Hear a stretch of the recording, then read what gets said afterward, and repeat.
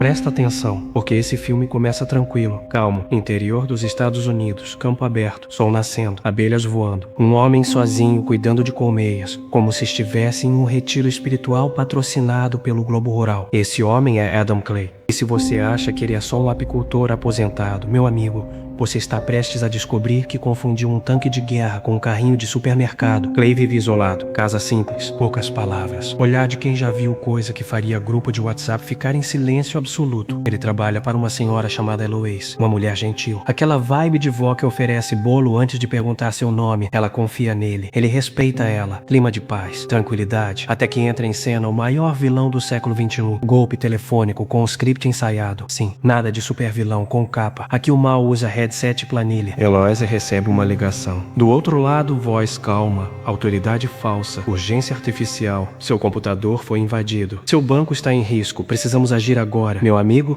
em minutos a conta dela é drenada como se fosse promoção relâmpago de Black Friday. Toda a economia da vida inteira evaporada. E aqui o filme para de ser calmo, porque quando Clay descobre, não tem grito, não tem lágrima exagerada, tem silêncio. E quando o silêncio fica pesado demais, é porque alguém vai pagar. Nós não suporta a humilhação e a consequência é irreversível. E nesse momento o filme muda de gênero, sai drama. Entra vingança corporativa nível Receita Federal com sede. Clay começa a investigar, sozinho, sem hacker adolescente, sem equipe. Só ele e a paciência de quem já desmontou sistemas muito maiores. Ele descobre o endereço do call center. Porque quando Clay decide agir, não é briga, é desmontagem técnica. Segurança vem pra cima. Dura 3 segundos. Outro tenta ajudar. Dura 2.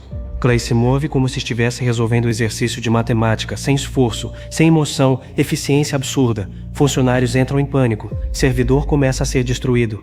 Sistema cai, planilhas evaporam. E o prédio inteiro percebe que o RH não preparou treinamento para isso. Mas presta atenção, ele não machuca inocente, ele vai direto na fonte, cirúrgico, porque ele não é descontrolado, ele é método, e quando ele queima a operação inteira, a mensagem é clara: a colmeia foi atacada, agora o enxame vai responder, e é aqui que o filme sobe de nível, porque descobrimos que isso não é um golpe isolado, é rede, é empresa estruturada, é investimento de gente grande, e quando Clay puxa o fio leva pra gente rica, influente, blindada. Gente que acha que consequência é coisa que só acontece com os outros. Mas tem um detalhe que ninguém sabe ainda. Clay não é só um cara bravo. Ele já foi parte de uma organização secreta chamada Beekeepers. Uma unidade clandestina criada para agir quando o sistema inteiro está podre. Eles não seguem lei comum. Eles não aparecem em relatório. Eles corrigem distorções. Porque quando um desses acorda, alguém poderoso vai dormir preocupado. Enquanto isso, o verdadeiro cérebro do esquema aparece. Um jovem bilionário, herdeiro mimado, rico o suficiente para achar que moralidade é opcional.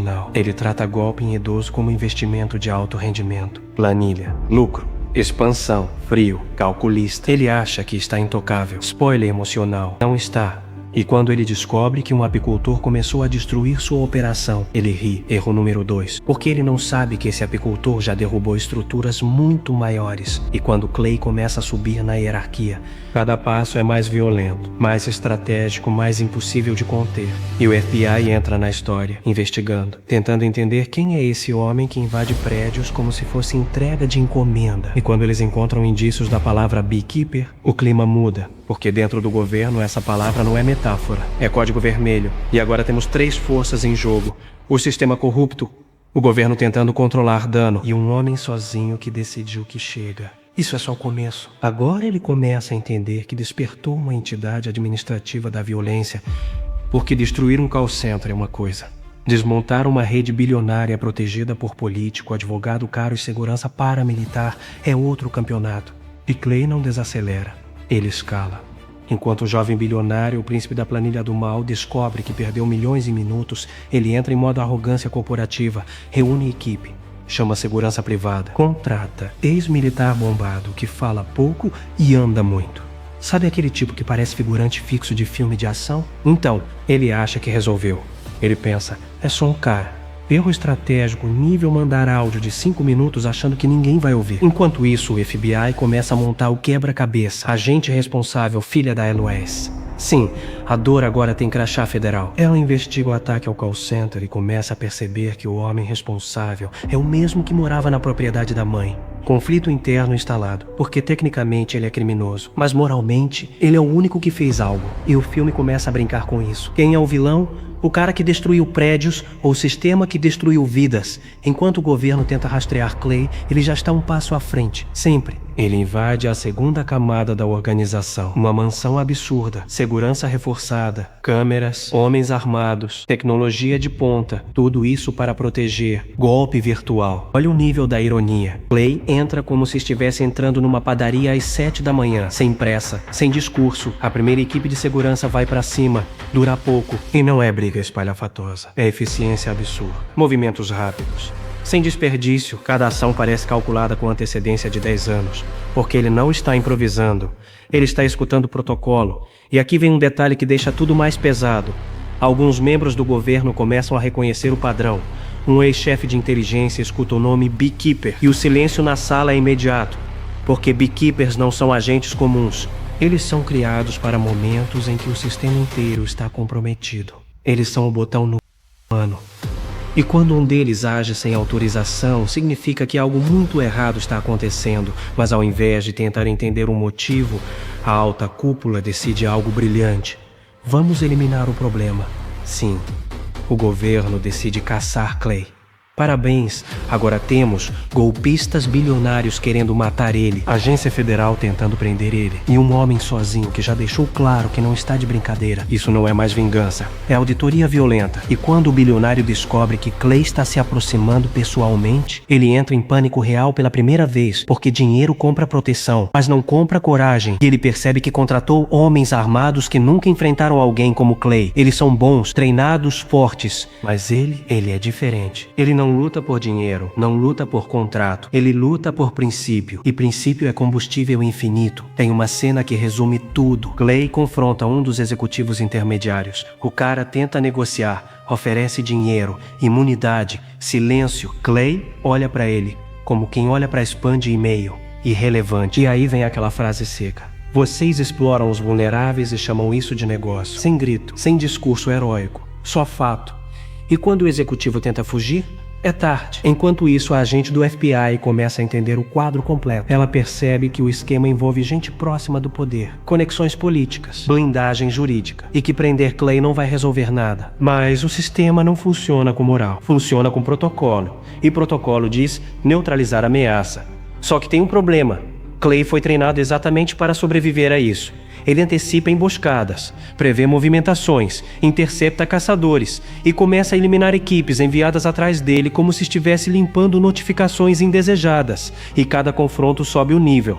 Mais armado, mais brutal, mais intenso. Agora não tem mais volta. O bilionário já entendeu que não está lidando com um problema de segurança. Está lidando com um acerto de contas estrutural. Quando gente poderosa entra em pânico, ela faz besteira cara, muito cara. Ele ativa a sua última linha de defesa, segurança máxima, os militares, equipamento pesado, blindagem tecnológica, localização isolada. Tudo digno de vilão que assistiu o filme demais e achou que estava no controle da narrativa. Mas tem um detalhe que ninguém ali calculou. Clay não reage, ele antecipa. Enquanto a equipe de elite monta perímetro, drones, vigilância térmica, Clay já estudou cada rota, cada ponto cego, cada padrão de troca de turno. Ele não invade, ele infiltra. E quando a primeira linha de defesa percebe, já perdeu 2 homens. Silenciosamente, sem alarde, sem explosão, só eficiência, o clima muda instantaneamente. Agora não é mais vamos proteger o chefe, é o que exatamente está caçando a gente. E essa virada psicológica é linda, porque coragem comprada acaba rápido.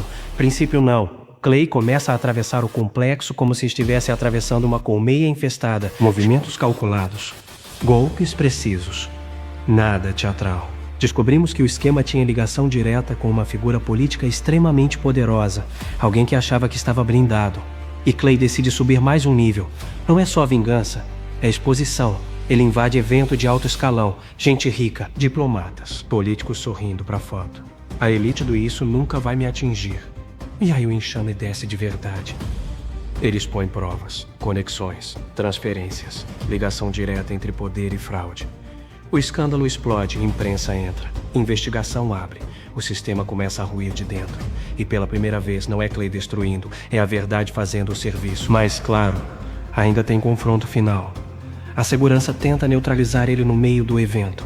E o que acontece é aquele caos elegante que a gente gosta. Movimentos rápidos, Ambiente luxuoso virando campo de batalha. Gente que nunca viu violência ficando em choque. Clay atravessa tudo com foco absoluto. Não é fúria, é missão concluída. E quando finalmente ele tem a chance de eliminar a figura política envolvida, ele faz algo inesperado. Ele não executa, ele deixa o sistema agora exposto se autodestruir. Porque a mensagem já foi enviada, a colmeia foi defendida.